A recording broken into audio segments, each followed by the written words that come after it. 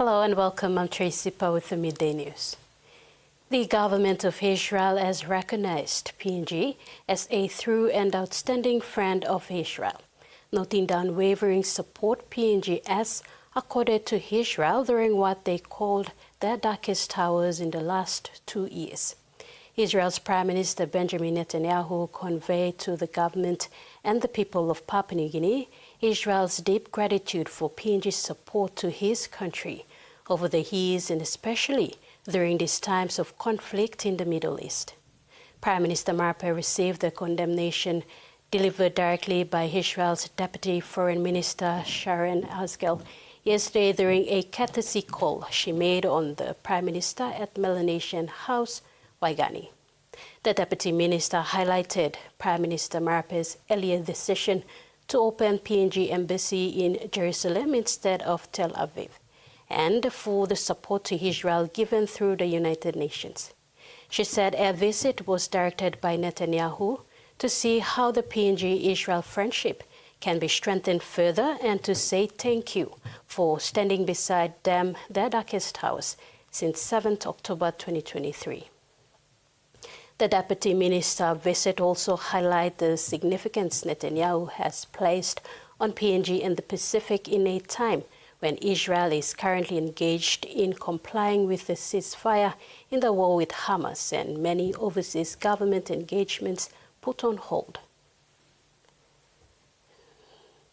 Executive Director of the Institute of National Affairs and Economic Analyst Paul Baca has confirmed that it is virtually impossible for PNG to avoid grey listing next February.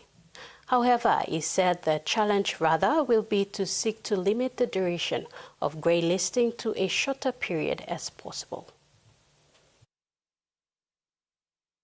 Paul Baca, Executive Director of the Institute of National Affairs and a noted economic analyst, says grey listing is virtually unavoidable.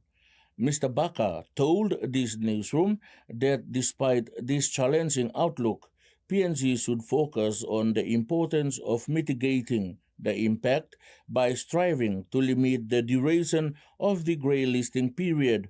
He suggested that proactive measures and reforms could potentially help reduce the time spent in this status, thereby minimizing its negative implications for the nation's economy and international reputation. He clarified that the Financial Action Task Force or FATF committee determines grey listing for countries based upon a set of criteria.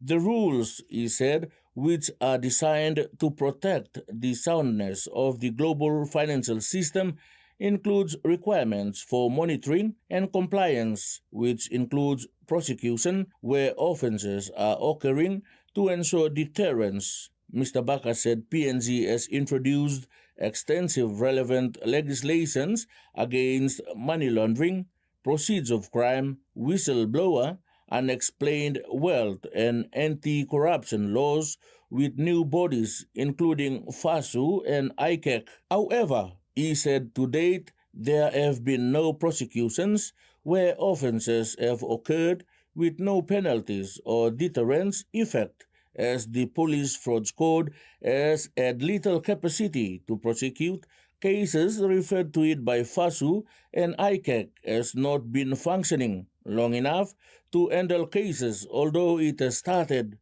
He further clarified that the FATF requires at least 2 years of evidence prosecutions, which is not happening. Freddie Mo, TVWAN News. A milestone was achieved when medical supplies to Midday Provincial Health Authority was delivered by road from Port Moresby recently. The Health Department engaged Express Customs Logistics, the Southern Region Logistics Distribution Contractor, to deliver these supplies. 2 Isuzu Dyna and 2 open backland cruiser trucks loaded with 620 cartons journeyed through the new road, delivering the much-needed cargo.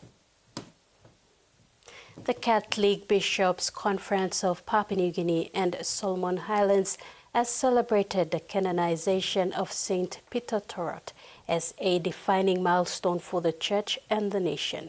Speaking on behalf of the conference, General Secretary Father Lawrence Arokaija said canonization of Peter ToRot on October 19th was a moment of national pride and spiritual significance, marking the first time a Papua New Guinean has been officially recognized as a saint by the Catholic Church. He called on communities, families, and individuals to seek the new saint's intercession and let his witness guide prayer, devotion, and service.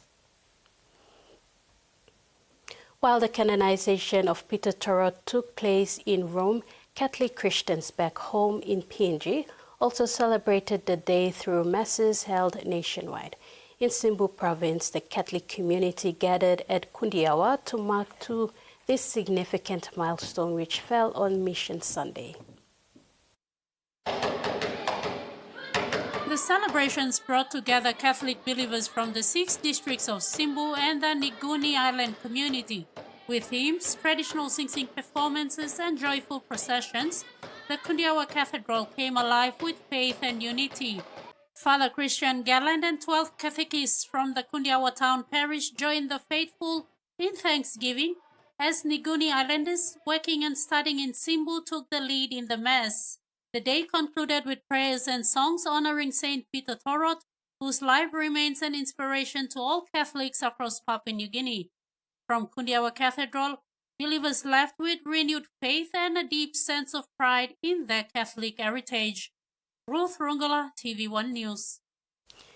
Parishioners of St. Francis Assisi Catholic Church in Wau, Marabe Province also joined the rest of Papua New Guinea in celebrating a historic event, canonization of Blessed Peter ToRot as a saint.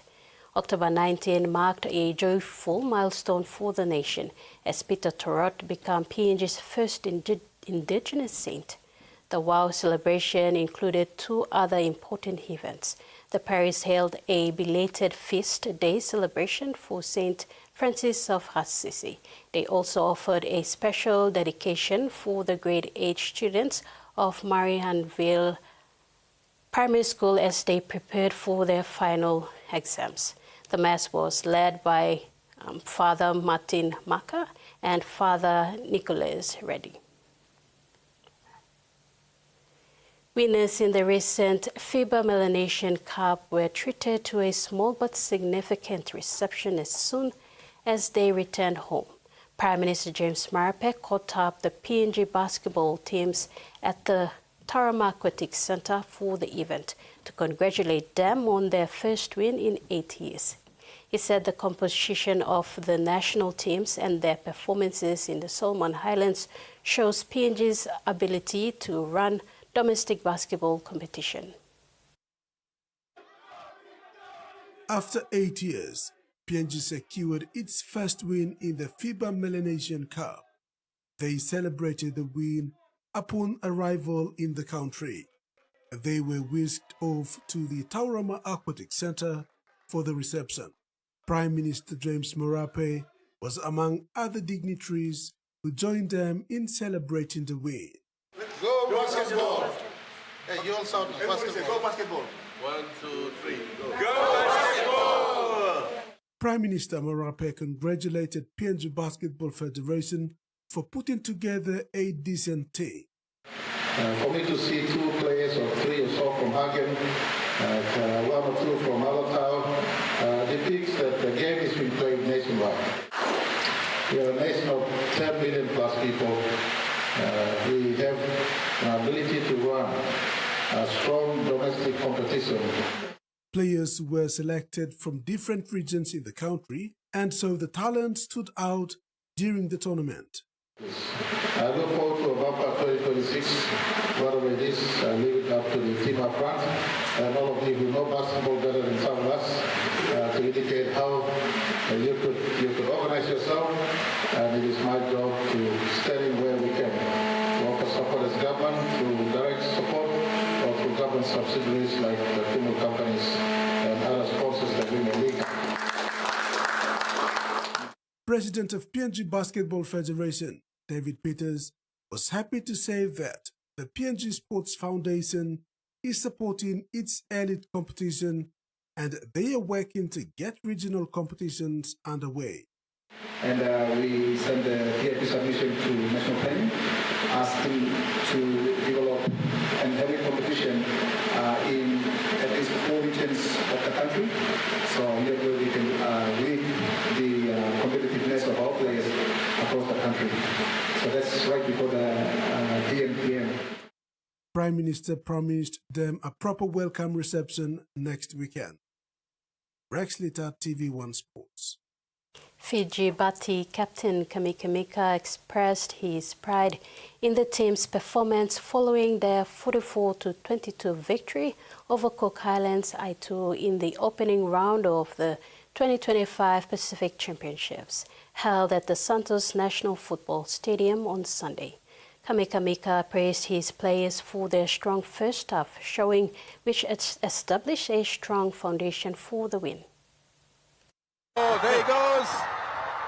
The Fiji captain acknowledged the Cook Islands for their tenacity and ability to capitalize on Fiji's mistakes, effectively reducing their lead throughout the match. Kamika noted that the first half felt like an arm wrestle, particularly citing their struggles to complete sets in the last 20 minutes before halftime. Yeah, well, obviously, such a good performance from the boys. But in the first 10-15 minutes was a bit of an arm wrestle there. We didn't complete our sets, but we just adapted and overcome in the last 20 of the first half. And yeah, we finished on top. But in saying that, we've been working hard during the week, and yeah, it was a good win today. Despite a slight drop in intensity during the second half that allowed the Cook Islands some opportunities, Kamika emphasized the resilience of their defense, which ultimately held firm. Yeah, we just like you said, we lost a bit of momentum in the second half, but we just want to focus on our defense in the middle. Just trying to slow it down in the ruck because they was rolling hard in the first 10-15 minutes in the second half. But I reckon once we fix that, we got points on the outside. So that was the main talk in the second half. So we are pretty happy we adjusted from there. Looking ahead, the party will have a week off before facing the PNG Comals in the third week of the Bowl Challenge on October 25. Terry Longwood, TV1 Sports. And that ends the midday news. Join us at 6 tonight for the main bulletin. Bye for now.